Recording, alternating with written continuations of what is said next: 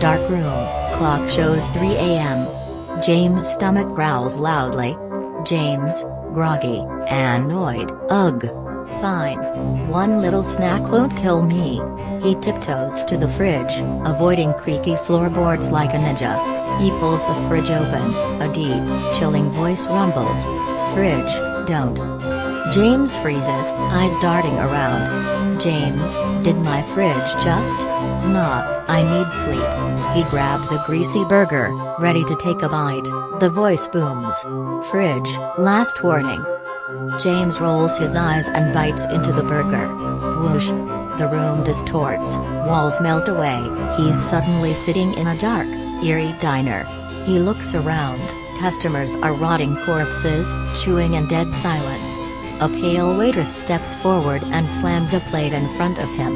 Waitress, grinning, "Welcome back, James."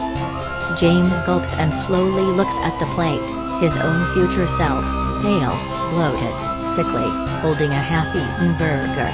His future self's eyes flicker open. "Future James, weakly, you should have listened." James lets out a horrified scream. Snap. The diner vanishes. He's back in his kitchen, gasping. His phone buzzes on the counter. He picks it up, a message from unknown. Text message, "You can still change." James slowly turns to the fridge. The burger is gone. Shaking, he grabs an apple instead.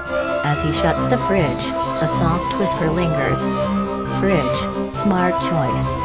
He stares at the fridge in terror.